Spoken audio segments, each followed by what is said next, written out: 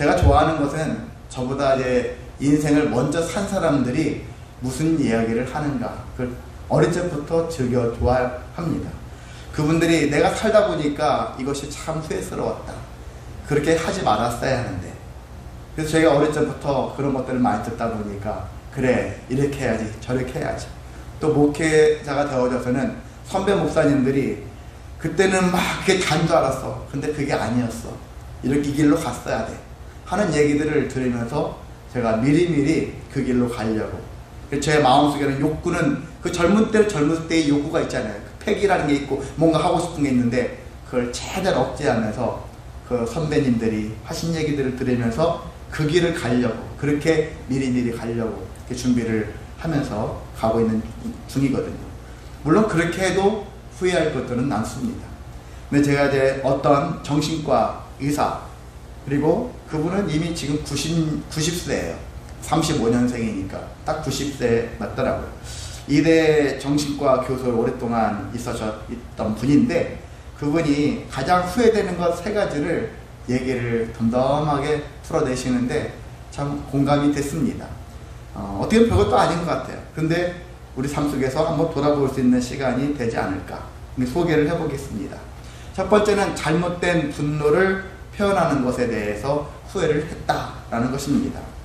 자기가 학생 시절에 그 담당 교수가, 어떤 교수가 참 교수 같지 않은 교수, 여러분도 선생님들 중에는 정말 좋은 선생님도 있지만 선생님 같지 않은 선생님도 있거든요.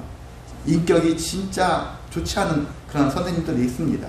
그런 교수가 있는데, 이런 교수님에 대해서 자기가 그냥 좋게 해가지고 부드럽게 대처하면서 대항을 했었어야 되는데, 그분에게 아주 편지를 그냥 노골적으로 안 좋게 쓴 거예요. 상대방이 받았을 때 어떻습니까? 같이 화가 더 나갔죠. 감히 나한테 하겠죠. 그래서 이분이 그 이후로 10여 년 동안 자기 고생했대요. 한번 분노를 잘못 표현했더니 그 이후에 이 교수로 인해서, 왜냐면 가는 길마다 이제 막는 거예요. 아무래도 교수면은 그 계통의 전문가예요. 그러니까 어디 갈 때마다, 취업할 때마다 길을 막는 거죠. 문을 막는 거죠. 자, 이거 볼 때 제 생각이 났거든요. 제가 부목사 할 때 담임 목사님한테 4번 정도 되들었었는데, 2년 반 동안 되들었는데 나중에 제 목회길을 막겠다 하더라고요. 저는 제가 괜히 되들은 게 아니라 정말 말도 안 되는 이유로 제가 좀 어려움을 당했거든요. 그래서 저는 이제 그거에 대해서 황변한 마음이었었는데, 근데 제가 지나고 나니까 저도 괜히 후회스럽더라고요. 내가 좀 더 지혜롭게 대처했었으면 좋았을 것 같은데. 그래서 제 목회길을 막겠다 해서 제가 엄청 절망 속에 있지 않았겠습니까? 왜냐면 기존 선배 목사님이 어디 갈 때마다 쟤 쓰지 마, 쟤 불교육자를 쓰지 마, 이러면은 어려워져요, 삶이. 그랬는데 그것 때문에 엄청 힘들었고, 그래서 제가 다음 목회지에 갔었을 때 그분한테 엄청 막 명절 되면 선물도 보내고 하면서 그 마음을 풀어내느라고. 지금은 그런 건 없어요. 그분하고 다른 악관계는 없습니다. 이제 한번 잘못 분노를 표출하니까 오랜 시간이 가더라고요. 자, 두 번째는 이기적인 계산법에 대한 얘기를 하더라고요. 그분이 어딘가를 갔대. 근데 자기 엄마가 불교 신자인데, 불교 신자는 향을 좋아하잖아. 향 냄새. 저는 향 냄새가 옛날에 엄청 싫어했는데, 근데 어디 갔는데 그 향이 어떤 사람이 팔았는데 되게 쌌대요.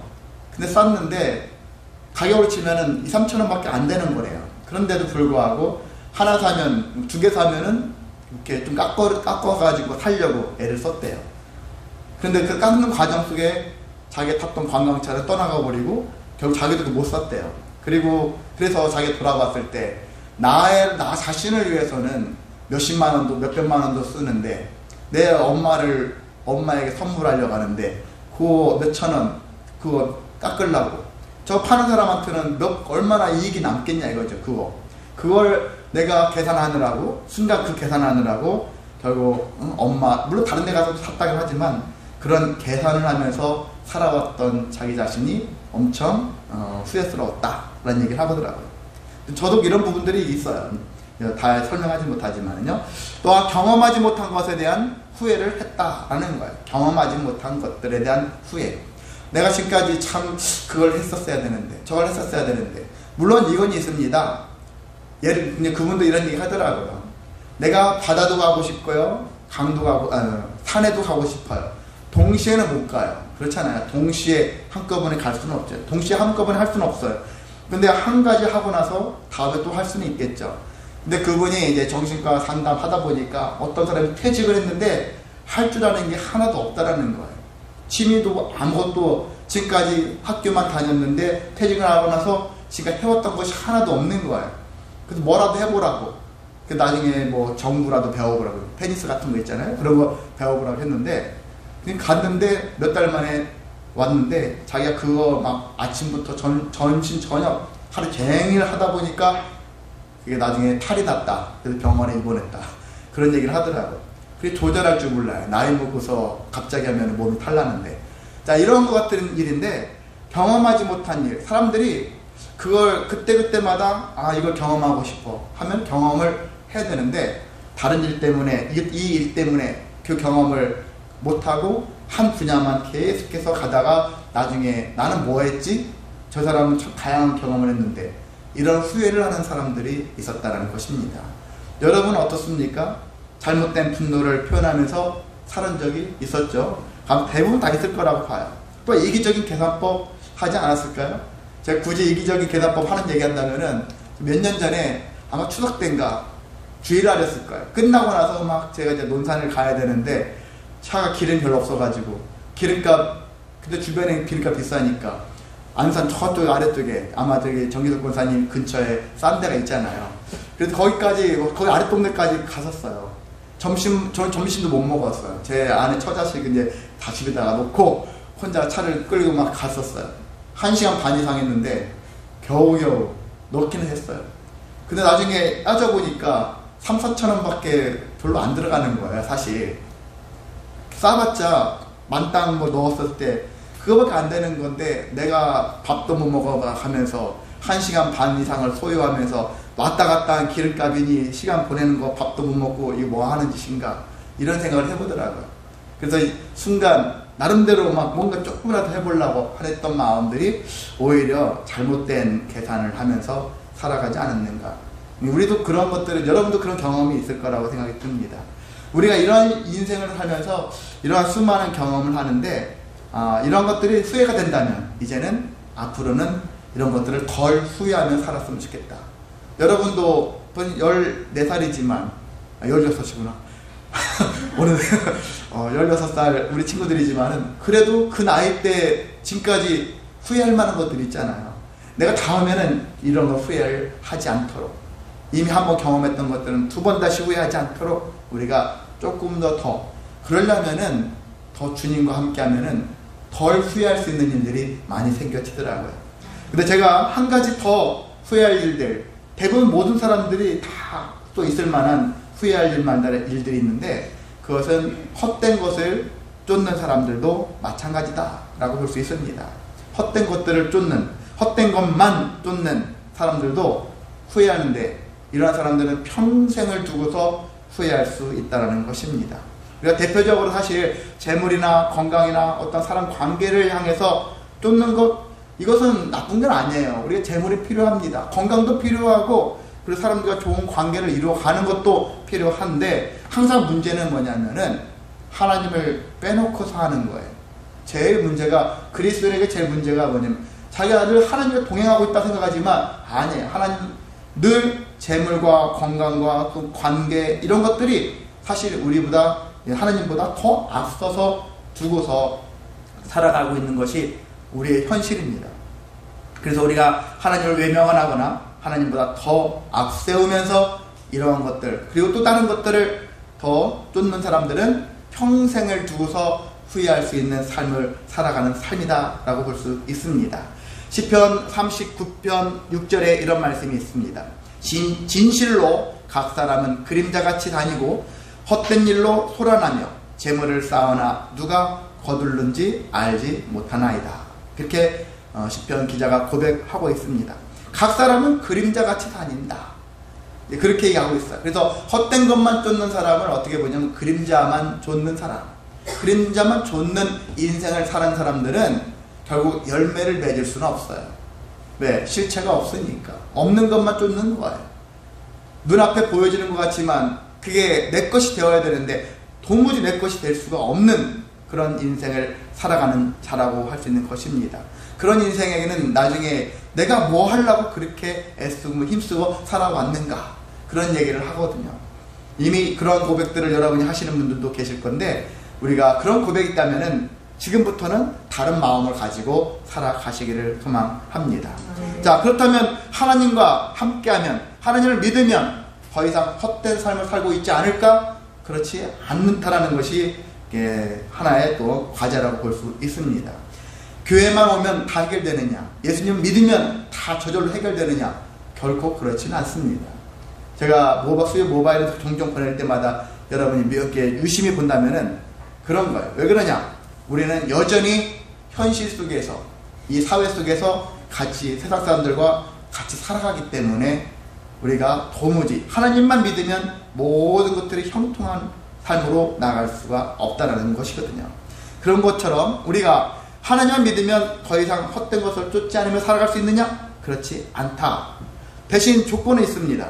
내가 성경 말씀을 읽을 때 항상 어떤 마음을 읽어야 되냐면은, 내가 필요한 것들을 막 찾아내는 게 아니에요. 나한테 유익한 말씀을 막 찾으려고 하는 그런 마음 이전에 제일 중요한 마음은 하나님의 마음을 발견하는 거예요. 하나님의 뜻을 발견하는 거예요. 하나님의 계획을 발견하는 것입니다. 목회자가 말씀을 준비할 때도 마찬가지거든요. 하나님 마음을 알아야 되는 거예요. 하나님이 어떤 생각을 갖고 계시는지를 알아야 되는 것이죠. 하나님이 좋아하실 일과 하나님이 싫어하실 일들을 판단하는 것이죠. 자녀들이 부모님을 생각할 때도 마찬가지입니다. 부모님이 어떤 것을 좋아하시는가, 어떤 생각을 갖고 계시는가, 그 부모님에 맞게 행동을 했었을 때 그게 효자고 효녀이거든요. 그런 것처럼 우리가 성도로서 하나님을 기쁘시게 할 수 있는 일은 하나님의 마음을 아는 거거든요. 근데 우리가 성도로 살아갈 때 많은 경우 하나님의 마음은 둘째예요. 내 마음이 더 중요해. 내 생각이 더 중요해. 그래서 나에게 지금 이 말씀을 통해서 나한테 유익하다고 생각하는 것만 찾는 거예요. 하나님이 그 말씀을 주셨을 때 그 앞뒤 구절을 보지 않는 것이죠. 그래서 그런 말씀을, 앞뒤 구절을 보면은 이 말씀의 배경 이런 것들을 알게 되어지면 이런 의미를 주셨는데 우리가 잘못 해석해서 잘못된 판단을 할 때가 있는 것입니다. 그래서 항상 하나님의 마음을 충분히 알고 그리고 말씀대로 순종해야 된다는 거예요. 아는 것에서 그치는 게 아니라 순종해야 되는 거예요. 그렇게 그렇구나. 그럼 내가 그 다음부터는 이렇게 해야지. 제가 그랬지 않습니까? 창세기부터 요한계시록까지 많이 보고 계속 보고 많이 보는 건 중요해요. 그런데 하나님 마음을 아니라 내 마음으로 자꾸 보게 되어지면은 많이 보는 것이 오히려 나한테 독이 될 수 있어요. 근데 하나님 마음을 보게 되어지면 한 번 볼지라도 하나님 마음이 충분히 하나님 입장에서만 보게 되어지면 한 번을 볼지라도 정말 하나님의 뜻을 알게 되어지고 하나님이 뭘 원하시는지를 느낌으로 딱 알면서 그 마음에 그 믿음으로 순종할 수 있는 삶으로 나아갈 수가 있는 것입니다. 그래서 우리는 더 좋은 것은 많이 읽어요. 자주 읽어요. 그런데 항상 기준이 내 마음이 아니라 하나님 마음대로 마음을 읽어내자. 이것이 읽고 말씀대로 순종하자. 이것이 신앙생활입니다. 이렇게 하는 게 신앙생활이에요. 제대로 된 신앙생활을 하는 것이고 정말 후회하지 않는 신앙생활을 할 수 있는 방법입니다. 근데 자칫 잘못하면 어떤 길로 가느냐? 율법에 얽매여서 신앙생활이 아닌 종교생활을 하는 경우가 있습니다. 종교생활. 종교인의 삶을 사는 거예요. 사실 지금 이스라엘 사람들은 그 유대교를 하잖아요. 유대교. 구약의 하나님만 믿는 사람. 예수님을 믿지 않고 구약의 하나님을 믿는 것이 바로 이제 유대교의 특징인데, 유대교인들은 자기 스스로를 뭐라고 하냐면 종교인이라고 해요. 종교인이라고 합니다. 스스로를. 우리는 종교인이란 말을 쓰기 싫어요. 종교, 기독교라고 어쩔 수 없이 쓰지만은 엄밀하게 따지면 우리는 종교인이 아니에요. 신앙인이지. 종교인은 어떤 특징 갖고 있냐면은 얽매이는 거예요. 무엇에? 율법에 얽매여서 율법대로 내가 10계명대로 잘 하고 있는가 맨날 점검하면서 살펴보는 거예요. 하나님이 이런 명령을 주셨는데 613가지의 명령을 주셨는데 이 명령대로 내가 잘 살고 있는지, 그래서 점검하는 거, 늘 점검하면서 살아가는 것입니다. 이런 사람들은 자칫 잘못하면은 이 종교 생활에 너무 충실한 나머지 나중에 어떤 일이냐? 그림자만 쫓는 신앙인이 될 수 있는 거예요. 신앙의 모습을 갖고 있지만 그림자만 쫓는 거예요. 근데 종교 생활이 나쁜 거냐? 그렇지는 않아요. 종교 생활은 신앙 생활의 그림자예요. 나아가기 위한 하나의 과정이에요. 여러분이 생활하다 보면은 신앙생활 하다 보면 온전한 신앙생활 하기 전에 단계가 종교생활이라는 것이 껴있어요. 아니 지금도 종교생활을 우리가 하고 있을지도 몰라요. 나는 신앙인인데 신앙생활을 하고 있다 생각했는데 문득 나는 종교생활을 하고 있는 나 자신을 발견할 수 있다는 것입니다. 그건 나쁜 건 아니에요. 왜냐하면은 점점 종교생활의 때를 벗고 신앙생활의 진정한 맛을 느끼며 나아간다면 문제되지 않습니다. 근데 신앙생활로 나아가지 못하고 종교생활 그 자체에 머물러 있다면 문제가 심각해지는 것입니다. 자, 그래서 우리는 어떻게 생각해야 되냐? 우리는 이제 그림자가 아닌 실체를 쫓는 자가 되어야 하는 것입니다. 그래서 신앙생활은 실체를 쫓는 거예요. 그림자를 쫓는 인생이 아니라 실체를 쫓는 것이다. 실체가 무엇일까? 여기 히브리서 기자가 얘기하죠. 10장 1절에 보면은 율법은 장차 올 좋은 일의 그림자일 뿐이다. 그런 얘기 했는데 그림자의 반대가 뭘까요? 그 다음 말에 나오죠. 참 형상. 그러죠? 참 형상이다. 그림자의 반대가 참 형상이에요. 그래서 실체가 뭐냐? 참 형상이 뭐냐? 했었을 때 이 히브리서 기자는 그것이 바로 예수님이다. 예수 그리스도가 참 형상이고 참 실체다 라고 얘기하고 있는 것입니다. 우리는 어떤 잘못 생각하면 있잖아요. 눈에 보여지는 것이 실체고 눈에 안 보이는 것은 허상이다, 가짜다 이렇게 생각하잖아요. 근데 신앙생활을 하게 되어지면은 눈에 안 보이는데 근데 하나님의 것이 보여지는 거예요. 하나님의 마음이 느껴지는 거예요. 전에는 안 느껴졌던 것들이 느껴져요. 그러면서 예수님이 느껴지고 그 은혜가 느껴지고 하면서 그런 깨달음을 가지면서 정말 저분이 참 형상이고 참 실체구나 라는 것들을 고백할 수가 있는 것입니다. 그래서 당시에 예수님 사후에 많은 제자들이 복음을 전했고 많은 사람들이 예수님을 막 믿기 시작했어요. 근데 그렇지만은 여전히 유대인들이 훨씬 많죠. 유대교에서 기독교로 개종한 사람들이 있다 할지라도 여전히 유대인들이 훨씬 많고 한 마을의 공동체는 유대인들이 엄청 많은 사람 다 유대 공동체잖아요. 근데 그 속에서 몇 사람이 예수님을 믿기 시작했던 사람들이 있다고 쳐봐요. 그런 환경에 있습니다. 그런 환경 속에 있는데 기독교로 개종을 했어요. 참 형상을 발견했고 참 형상대로 순종하고 살기를 작정했는데 시간이 지나면서 이 사람들에게 다시 변화가 왔어요. 어떤 변화? 다시 예전으로 돌아가려고 하는 변화. 기독교를 다시 버리고 유대교로 돌아가려고 하는 일들이 생겨졌다라는 현상입니다. 한마디로 참 형상을 발견했는데 다시 그림자를 쫓는 신앙의 삶으로 돌아간 거예요. 다시 종교인의 삶으로 돌아가고 있는 사람들이 있었다는 이야기입니다. 그것이 왜 그랬을까? 그 두 가지 이유입니다. 첫 번째는요, 다른 게 아니라 핍박이에요.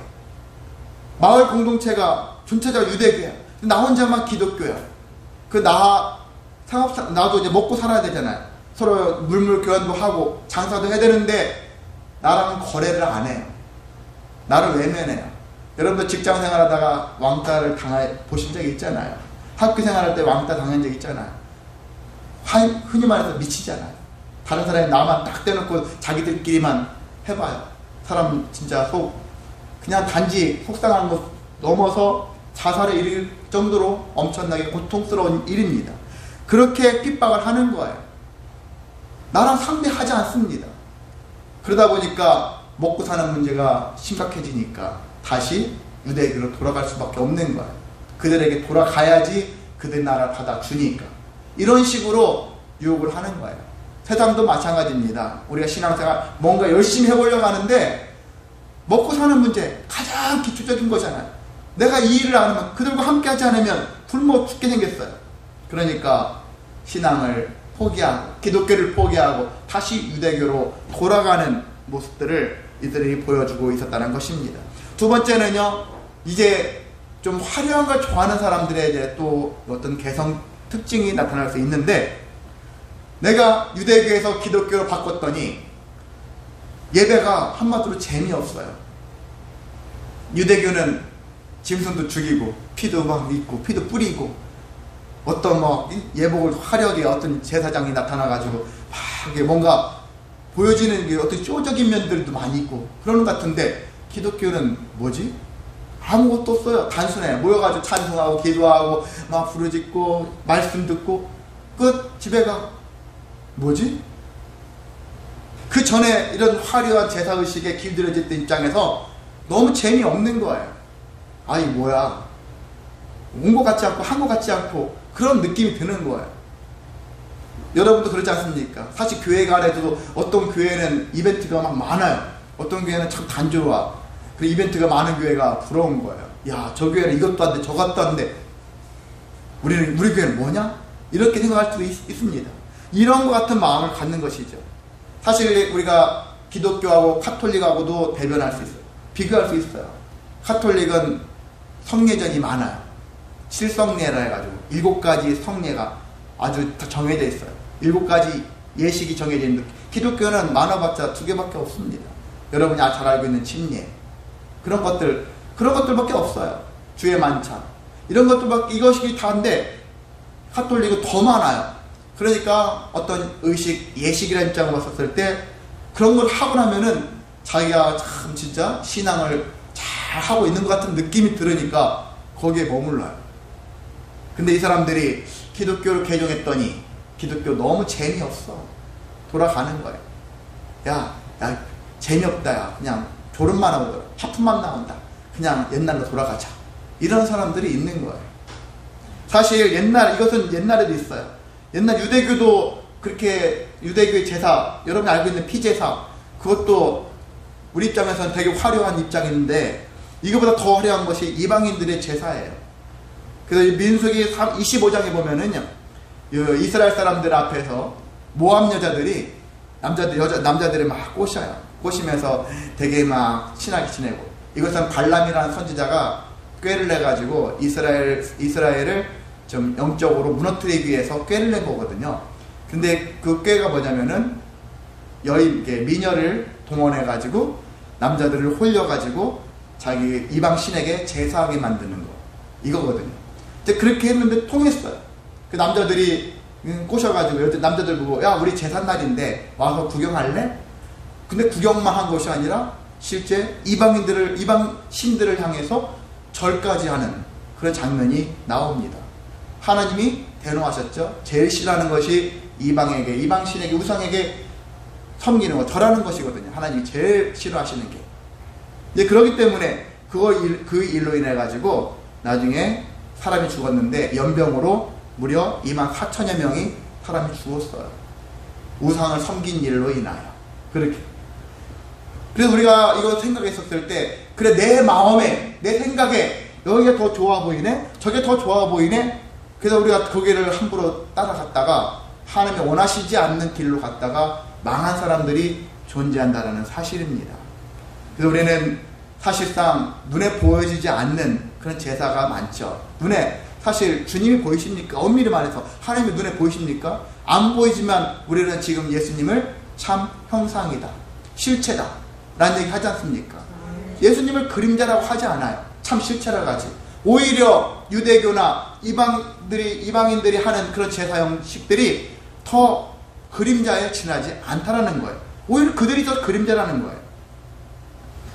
그래서 히브리 기자가 이게 히브리서를 쓰면서 안타까운 마음으로 쓰는 겁니다. 때로 목회자가 막 열변을 토할 때가 있어요. 말씀에 한탄스러워 너무 안타까워서 열변을 토할 때가 있어요. 왜 그러냐?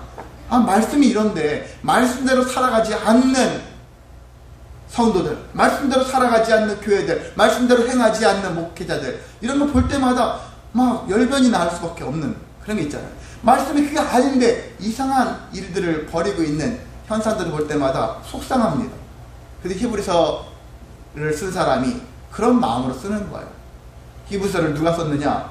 바울이 썼다. 또 누가 썼다. 근데 정확하지는 않아요. 누가 썼는지는 몰라요. 근데 히브리서를 쓴 사람도 참 대단한 영성을 가진 사람인 것은 분명합니다. 이것에 대한 유대교와 기독교에 대한 차이점을 잘 비교하면서 유대교보다 기독교가 훨씬 우월하다라는 사실들을 비교 분석해 놓은 게 히브리서거든요. 그래서 여러분이 조금 더 잘 알고 싶다. 기독교도 알고 싶다. 유대교보다 더 많이 더 좋다라는 사실을 알고 싶다면 히브리서를 읽어보라. 예전에 제가 말씀드린 적도 있었는데 히브리서를 통해서 여러분이 정말 이런 것이 진정한 신앙인의 삶을 살아갈 수 있는 길이구나. 무엇을 우리가 따라가야 되고 무엇을 좇아야 되는지 그것들을 깨달을 수 있는 기회를 얻을 수 있는 것입니다. 자, 히브리서 기자가 어떤 얘기를 하느냐. 흔히 말해서 율법은 그림자이고 그러니까 예수 그리스도는 참 형상이다. 이렇게 말씀하면서 우리에게 결국 요구하는 건 뭐냐면은 믿음이 흔들리지 말아라는 거예요. 네가 지금까지 여기까지 오느라고 얼마나 고생했느냐. 수많은 핍박과 고통 다 이기면서 겨우 여기까지 왔는데 또 다른 핍박과 또 다른 어떤 즐거움 때문에 다시 이것을 후퇴해서 옛날로 돌아가는 것이 합당하냐. 아까 찬양했잖아요. 내가 요동치 아니하리. 내가 요동치 아니하리. 요동하지 않는 믿음이 중요합니다. 요즘에 우리가 우리 자신을 봐도 우리 주변을 봐도 요동하는 사람들이 참 많아요. 진짜 마음이. 그래서 마음이 요동하니까 요동하는 것이 이게 출석으로 보면 알 수 있는 것이죠. 출렁출렁 하잖아요. 나왔다 안 나왔다 하는 이런 부분들도 결국 거기에 있어. 다른 이유도 있겠지만은요. 그런 부분들이 있어. 그래서 안타깝다라는 얘기입니다. 그런 마음들을 결국 출석으로 대신해서 표현할 수 있는 모습이 그런 표현은 사실 반가운 표현은 아니거든요. 다른 표현을 해야 되지. 믿음의 표현을 해야 되지. 믿음으로 더욱더 서기 위해서 몸부림치는 그런 표현을 해야 되는데 자꾸 나의 믿음 없음, 나약해진 모습들을 표현하는 모습들은 하나님이 기뻐하실 일은 결코 아니라는 사실입니다. 그래서 우리가 이 히브리서 기자가 두 가지에 대해서 이제 비교를 했는데 그 비교를 한번 보겠습니다. 첫 번째는 그림자인 율법을 한번 보자는 거예요. 도대체 율법이 뭐냐? 율법은 하나님의 종 모세와 관계가 있는 거예요. 모세는 하나님의 아들이 아니에요. 하나님의 종으로서 말씀을 받고 말씀을 기록한 자죠. 그리고 율법은 참 형상이 아니다. 그래서 히브리서 10장 1절에 있는 말씀 보면은 우리가 해마다 늘 같은 제사를 지내죠. 유월절 뭐 여러 가지 절기들을 지내잖아요. 제사를 지내는데 이 제사를 아무리 많이 제사를 지낸다 할지라도 드려도 내가 온전해질 수가 없다는 거예요. 왜냐하면 이 제사 드렸다고 해서 내가 죄사함을 받을 수가 없는 거거든요. 내 죄를 사할 수 없는 거예요. 황소를 드리고 염소를 드리고 이 그들의 피를 뿌리고 한다 할지라도 죄를 없게 할 수 없다는 거예요. 근데 육체의 죄는 깨끗하게 할 수 있어요. 육체의 죄. 근데 영혼의 죄까지 깨끗하게 할 수는 없어요. 그래서 계속 대신 제사를 드림으로 인해서 그나마 육체의 그냥 깨끗함을 다시 회복할 수 있는, 다시 돌아볼 수 있는, 내가 죄인이다라는 것을 돌이킬 수 있는, 깨달을 수 있는 그러한 기회를 줄 수 있다는 거예요. 그래서 바울도 그러잖아요. 바울 서신 보면은 율법은 죄를 깨닫게 하느니라. 율법의 가장 큰 효용은 죄를 깨닫게 하는 거예요. 율법이 없으면 내가 지금 죄인인지 아닌지 몰라요. 여러분이 감방에, 교도소에 많이 가게 된다면 왜 기준이 있어야 되잖아요. 법이 있으니까 법에 맞춰서 보니까 네가 법에 위반했네? 그래서 너 교도소에 가. 이런 거예요. 그것이 없으면 누구나 교도소에 갈 이유가 없어요. 기준이 없으니까. 그런 것처럼 율법이 있으니까 내가 죄인이구나. 여기는 이것이 아닌데. 이런 생각을 할 수 있는 것입니다. 그래서 율법은 죄를 깨닫게 하는 효과가 가장 큰 것이라고 볼 수 있는 것입니다. 그런데 율법주의자들은 그림자를 쫓는 신앙인이라고 볼 수 있는데 그림자를 쫓는 것이 결코 나쁘지 않다고 했어요. 그림자를 쫓는 것도 필요합니다. 그림자를 쫓다가 나중에는 참 실체를 쫓게 되어지니까. 근데 문제는 뭐냐면 앞서 제가 말씀드린 종교생활만 유지하면은 결코 좋은 신앙인이 안 되는 것처럼, 그런데 여기도 마찬가지로 그림자만 쫓는 신앙이 되어지면은 율법에서 벗어날 수 없어요. 영원한 참 형상을 경험할 수 없는 삶을 살아갈 수밖에 없습니다. 그래서 그림자를 쫓는 신앙은 잘못된 게 아니에요. 근데 그림자만 쫓는 것으로만 내 삶을 국한시켜 버리면은 이 사람의 신앙은 문제가 생기기 시작한다는 것입니다. 그래서 항상 그림자가 나쁜 거 아니에요. 그림자를 다르게 얘기하면 모형이에요. 모형. 우리가 집을 치면 견본주택, 옛날에는 모델하우스 이렇게 하잖아요. 참 형상은 아니에요. 나중에 지어진 건 다른 모양이겠지만 어쨌든 간에 이거 야 이렇대 저렇대 라고 할 수 있는 건데, 그것만 쫓게 되어지면 여러분이 현실의 집이 모델하우스는 아니지 않습니까? 그런 거와 같은 유사함을 갖고 있는데, 우리는 진짜 참 형상을 쫓아야 한다. 그러려면은 그림자를 쫓아서 나중에 참 형상으로 만나는, 왜냐하면 참 형상과 그림자는 이어져 있잖아요. 자, 우리 아영이가 딱 햇볕에 서 있어요. 그러면은 아영이 옆에는 그림자가 있겠죠. 근데 그림자를 딱 따라가다 보면 누가 서 있어요? 아영이 참 형상인 아영이가 서 있잖아요. 그림자와 형상은 밀접해요. 근데 제가 말씀드린 것은 그림자 자체가 나쁘다라는 것은 아닙니다. 그 얘기 다시 얘기하면은 율법, 그러면 율법은 나쁜 거네, 이렇게 하지 말라는 거야. 율법도 하나님의 말씀이다. 대신 뭐냐면 옛 언약이라는 거예요. 옛날 약속. 여러분은 약속하면은 옛날 약속대로 움직이는 건 아니잖아요. 최근에 새로운 약속에 의해서 움직이잖아요. 자, 내일 10시에 만나 했다가 다시 아니야 다시 전화해가지고 야 내일 3시에 만나자. 어떤 게 유용하죠? 3시에 만나자는 게 3시에 맞춰서 움직여야 되잖아요. 마치 그래요. 구약에 있는 말씀을 참고를 하지만 근데 실제 우리는 새로운 약속, 신약, 새로운 약속에 따라서 움직여야 되는 거예요. 그래서 그 참 현상이 바로 신약의 말씀이라고 볼 수 있는 것이죠. 그런 것처럼 우리는 율법도 하나님의 말씀이기 때문에 율법을 참고는 해야 돼요.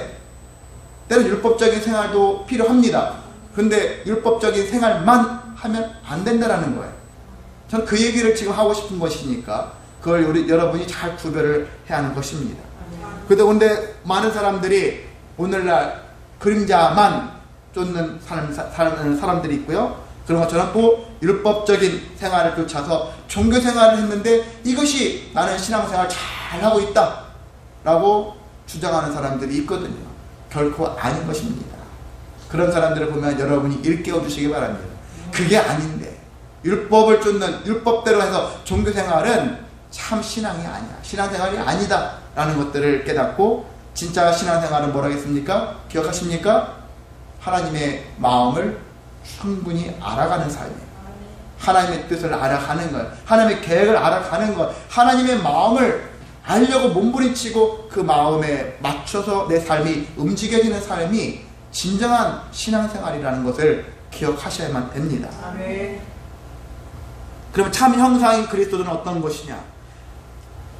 그리스도는 하나님의 아들이신 예수님이에요. 근데 아까 율법은 모세인데 모세는 종의 신분이잖아요. 근데 여기 참 형상이신 그리스도는, 예수님은 하나님의 아들이에요. 종과 하나님의 관계가 깊습니까? 아들과 하나님의 관계가 깊습니까? 아무래도 아들, 자녀와의 관계가 더 관계가 깊지 않겠습니까? 그러니까 더 깊은 관계 속에서 먼저 볼 수 있고, 그래서 예수님을 대해서, 예수님은 새 언약이시고 그리고 육체를 깨끗하게 하시기 위해서 오시기도 했지만 궁극적인 목적은 우리의 영혼을 깨끗하게 하기 위해서 오신 분이다 라는 것입니다. 9절에 보면은 예수님은 하나님의 뜻을 행하러 오신 분이다.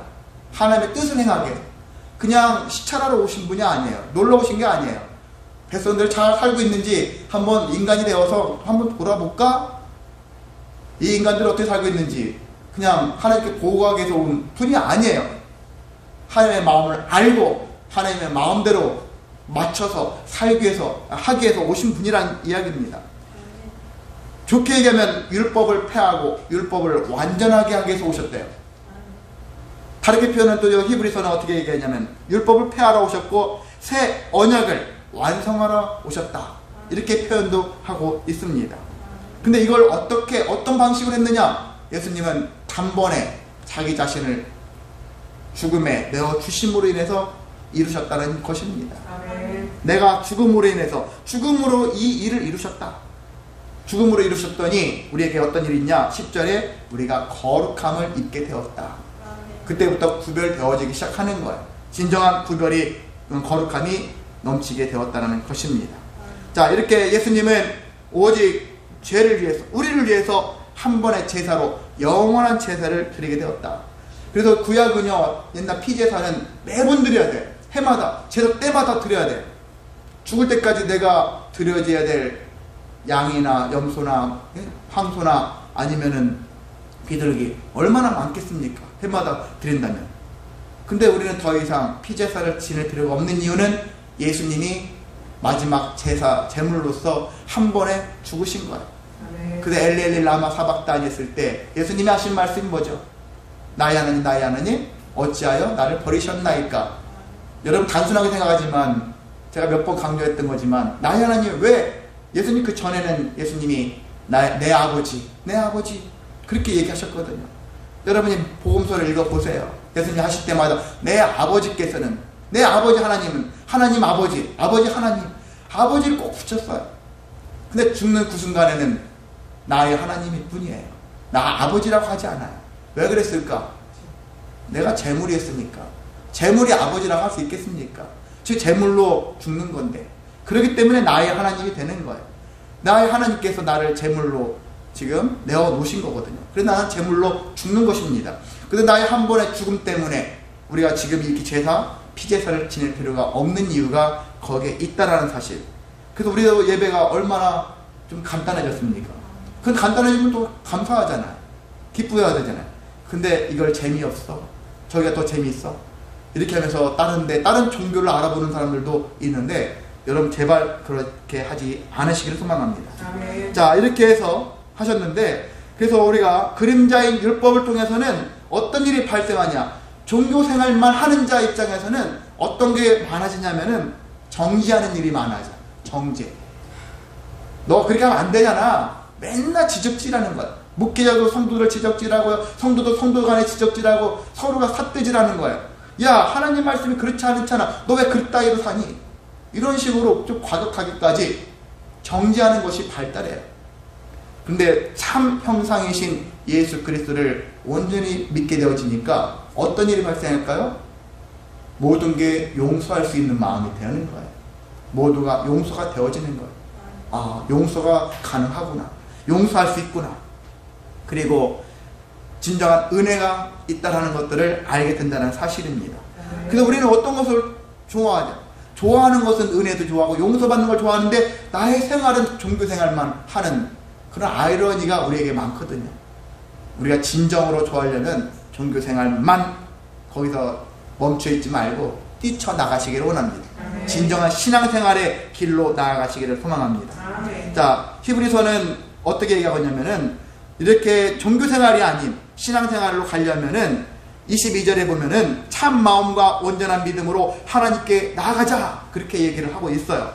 23절에 보면 믿는 도리에 소망을 움직이지 말고 굳게 잡자, 그렇게 얘기를 강조하고 있습니다. 소망을 움직이지 말래요. 이게 좀 잘 왔는데 왜 마음이 흔들려? 왜 움직여? 그렇게 하지 말라는 거예요. 흔들림 없이 나는 잘 가고 있습니다. 내가 지금 이 다니는 교회도 잘 좋은 교회이고, 내가 지금 하나님에 대한 품었던 마음도 선한 마음이고, 지금 잘 가고 있는데, 이상한 것이 누구한테 다 어떤 유혹에 빠져가지고, 내 것이 다 싫어지는, 그래서 딴 길로 가려가는 마음, 갖지 말라는 것입니다. 24절에 서로 돌아보아 사랑과 선행을 격려해라. 나 혼자만 잘 신앙생활하면 안 되잖아요. 서로 격려하면서, 괜찮아, 잘하고 있어. 좀만 더 견뎌보자. 이런 마음 가지면서 함께 하는 것이죠. 그러면서 뭐합니까? 모이기를 패하는 어떤 사람들의 습관처럼 하지 말고 더 모여서 함께 하나님의 영광을 위해서 힘쓰자. 이것이 성도의 삶이 되어야 하는 것입니다. 자, 다시 이제 말씀을 정리하겠습니다. 우리는 일단 세상 것에서 세상에 헛된 것을 구하지 말아야 되죠. 그리고 신앙생활을 한다 하지만 우리가 신앙생활 안에서도 자칫 종교생활만 하게 되어지면 헛된 신앙생활을 하는 경우가 생길 수도 있다는 것, 그걸 명심하셔서 내가 이제 종교생활이 아닌 신앙생활, 진정한 신앙인의 삶을 살아가기 위한 그런 참다운 그런 길로 나아가시기를 소망합니다. 이렇게 하게 되어지면 우리는 변화가 될 수밖에 없어요. 내 뜻을 주장하는 것이 아니니까 하나님의 마음을 알고 하나님의 마음을 닮아가기 위해서 힘쓰는 자에게 변화가 일어날 수밖에 없는 사실입니다. 변화가 이루어지는 거예요. 그리고 결국 변화가 어떤 일이 세상 사람들한테 주님의 아름다운 덕을 나누며 살아갈 수 있는 은혜가 넘치게 되어집니다. 이게 신앙의 과정이고 은혜의 과정이기 때문에 여러분이 그것을 명심하셔서 나는 지금 어디에 있는가? 어느 과정에 있는가? 그 과정에서 더 진일보하면서 하나님께 영광 돌리는 가을 되시기를 주님의 이름 소망하고 축복합니다. 다 같이 일어나셔서